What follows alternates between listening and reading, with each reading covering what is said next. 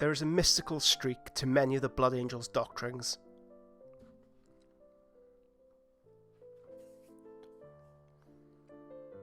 There's a mystical streak to many of the Blood Angels' doctrines, and a strong belief that things can be changed for the better. After all, the process of transforming a scavenger into a tall, proud and handsome warrior is living proof of this tenet. Angels of Death Codex, 2nd edition. Welcome to this video where I'm having a brief overview. I'm having a look over a commission that I've recently done. Now, the Blood Angel is very close to my heart, as you all know, for the extensive Horus Heresy Blood Angel collection and a burgeoning Primaris Blood Angel force. But these collections of miniatures were designed for a client who wanted the command structure for his own legion during the time of the Horus Heresy. So what do we have here? We have a Praetor. We have Raldron, the first captain of the Blood Angels. So he was the Sanguinius, was the apex of the legion. Underneath that is the first captain. That's what Raldron, that was his function. The Archine of Wisdom. We also have a chaplain. Now, chaplains in the Heresy, always a rocky subject. The Heresy, well, okay, blanket statement. There's a lot of caveats to this next statement, and I'm sure there's a lot of you will disagree, very rightly so. But the legions didn't have chaplains as we understand them in 40k. The chaplain during 30k was an inspiring figurehead, a leader who would inspire the actions of his Astartes around him to above and beyond what was expected, even of the superhuman talents of those warriors. They didn't share common equipment, they didn't have a Rosarius, they didn't uniformly wear the skull head, a representation of the Emperor being manifest on the battlefield. They didn't have the common trappings that we'd associate with chaplains in the 41st millennium. A great example of this is that uniformly, well, there wasn't a uniform. They didn't all wear black. However, that's not to say that there weren't chaplains that we may recognize. I've done a conversion myself using a black armored marine to represent a chaplain. It's a great way of picking them out instantly on the battlefield. They didn't share common equipment or a look. There was no standardization across the legions. I can't wait to read the comments on this below. Okay, so the ascension of an adolescent into an Astartes is fraught with danger, but no other legion was the process so transformative than in the Blood Angels. They would widely recruit across the most haunted and corrupted strains of humanity. The induction process, the transformation, yielded very few aspirants, very few viable creatures able to go through the Astartes process. However, the sheer volume that they did recruit from allowed a rather large intake of... the attrition rate was atrocious, but because they recruited so widely, the Legion grew, especially once Sanguinius was reunited with them.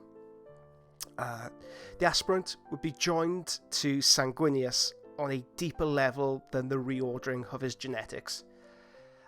They'd manifest virtues, so they'd manifest aspects of Sanguinius's character. In effect, they'd overwrite very aggressively what they were and transform them into angels. In some cases, this would cause acute psychosis and render the Marine a complete bloodthirsty, maddened creature. However, because of the stable... because they were able to get living blood cells, living blood from Sanguinius, they were able to stabilize this process a lot more than we'd recognize in the 41st millennium.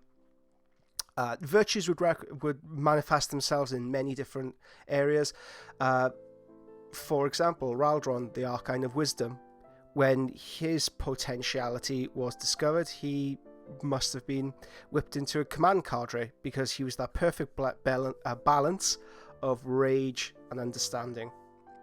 You have other figures in the Legion, such as Ascalon, who are very dutiful, but may not make the best battlefield commanders. They may not have the subtlety or speed of thought that someone like Ascalon may have. And then you'd have people like the Flesh Terror, who would embody more rage in their aspects.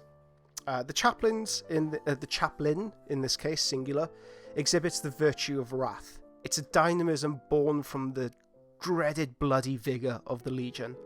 The Blade of Perdition is held aloft ready to smite its foes. And there will be a full tutorial on how you create these flame blades via the Patreon.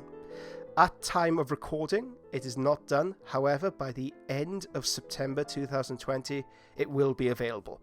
And it will be, if you haven't signed up and you want to give it a whirl, I'd recommend the $15 value. It gives you access to everything save the one-to-one tuition spaces, and there's nearly 4 years worth of material on there to get through, as well as a cool Power Blade tutorial. So that was the reasoning that went into the creation of the chaplain. For the Praetor, I wanted something a little bit more commanding, a little bit more domineering. I mean, creating custom characters for clients is one of the joys of my job. This is your envoy, the representation of yourself in-game, bestriding the nightmarish battlefields of the Warhammer universe. So to get a chance to create characters like this, it's bliss. The Blood Angel Praetor was part of a character set, obviously. Fingers crossed we could get to add to that very, very soon with ongoing upgrades and new miniatures being released by Forge World all the time. The basis for this conversion was Forge World's Nathaniel Garrow, with additional parts taken from Sigismund, the head, and the Dawnbreaker kits, the backpack and the spear. The hair was sculpted on top of Sigismund's head, as well as taking some sanguinary guard bits for the shoulder pads. For the painting of him, the crimson armour is framed with a cooler gold, accented with turquoise green gems. The cooler tones help break up the sculpt and ground what can be quite garish tones in reality. You'll notice in the gold there's very, very little yellow gold included.